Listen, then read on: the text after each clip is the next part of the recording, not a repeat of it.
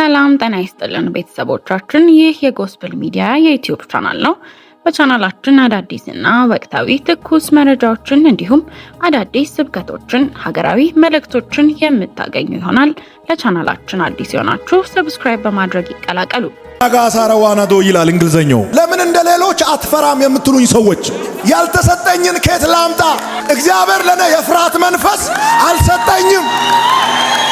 ፍርሃት እኔን ሊያስፈራራኝ አይችልም። በዓለም ካለው ይልቅ በእናንተ ውስጥ ያለው ታላቅ ነውና ተብለናል። ከዚህ የተነሳ በየትኛውም ኃይል ላይ በስልጣን መገለጥ እንችላለን። ሰይጣን መጥቶ ምክንያት ይደረድራል። እንትን የለም፣ እንትን ቤት የለም፣ መኪና የለም። ለምን ጀሪካንም ጭምር አይጠፋም? ቤት ውስጥ ያለው ጀሪካን ከሆነ ጀሪካኑንም ናና ውሰድ።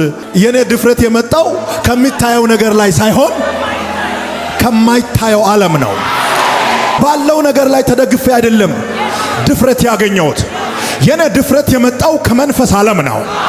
እኔ ካንተ ጋር ነኝና አትፍራ የሚል ቃል በላይ ላይ ስለታተመ ነው።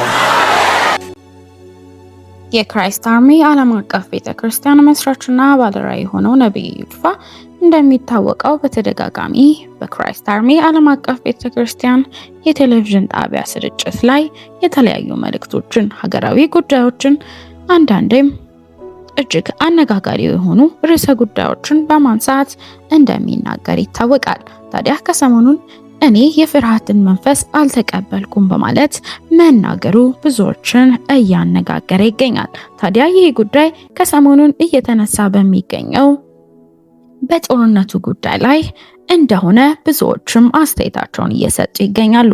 ታዲያ እንደሚታወቀው የክራይስት አርሚ ዓለም አቀፍ ቤተክርስቲያን መስራችና ባለራዕይ የሆነው የነብዩ እዩ ጩፋ ተከታዮች እንዲሁም የሱን አስተምሮ የሚከተሉ በርካታ ግለሰቦች በሀገረ ዱባይ እንደሚገኙና እንደሚከታተሉትም ይታወቃል። ታዲያ ነብዩ እዩ ጩፋ ለነዚህ ምስኪን ሴቶች የብርታት ቃልን እንዲሁም የተለያዩ መልእክቶችን በሚዲያው ሲያስተላልፍ ለእምነት መሰረት ሲሆናቸው፣ ለጥንካሬም ለብርታትም እጅግ ምንጭ ሲሆናቸው ይታወቃል። ታዲያ ከሰሞኑን በጦርነቱ በርካታ ኢትዮጵያውያን በዱባይ ጥቃት እንደደረሰባቸው እየተነገረ ይገኛል። ታዲያ ይህ ጉዳይ ብዙዎችንም እያሳዘነ ይገኛል። ታዲያ ነብዩ እዩ ጩፋ አይዟችሁ፣ አትፍሩ፣ እግዚአብሔር ከእናንተ ጋር ነው፣ የፍርሃትን መንፈስ አልተቀበልንም፣ እግዚአብሔር የነካችሁን ያጠፋል ሲል መልእክቱን እያስተላለፈ ይገኛል። ታዲያ ይህ ጉዳይ ከምን ጋር የተያያዘ ነው? ተከታትለን እንመለስ። ሰይጣን ሰዎችን የሚያጠቃው ፍርሃት በሚባል መሳሪያ ነው። ማድረግ አይችልም፣ ነገር ግን እንደሚያደርግ እርግጠኛ ሆኖ ይናገራል። የሆነ ነገር ለመጀመር ስትነሳ እንዳትጀምር ይከለክላል።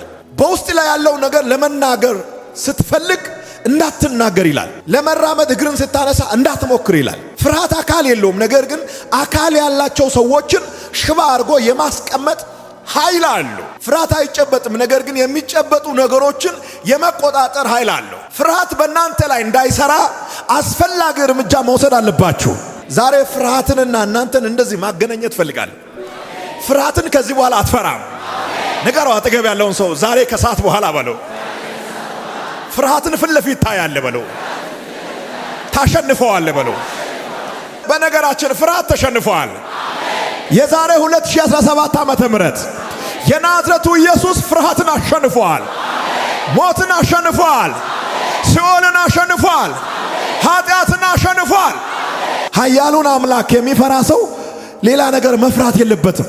እርግጠኛ ሆኜ የምናገረው ብዙ ሰዎች ስራ ያልጀመራችሁት ፈርታችሁ ነው እንጂ ካፒታል ማጣት አይደለም። ትምህርት ያልጀመራችሁት፣ ትዳር ውስጥ ያልገባችሁት፣ አዲስ እርምጃ ያልተራመዳችሁት መራመድ ስላልቻላችሁ ሳይሆን ስለፈራችሁ ነው።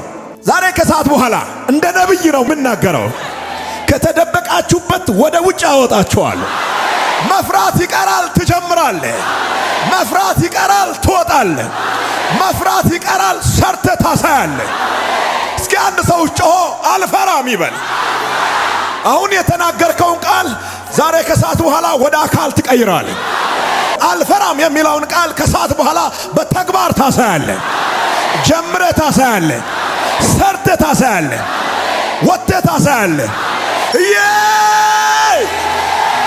ውድ ቤተሰቦቻችን ቻናላችንን ሰብስክራይብ በማድረግና የደወል ምልክቷን በመጫን አዳዲስ መረጃዎች ሲደርሶት በቀላሉ እንዲያገኙት ቤተሰባዊነቱንም በማጠናከር ይህንን አገልግሎት ይደግፉ።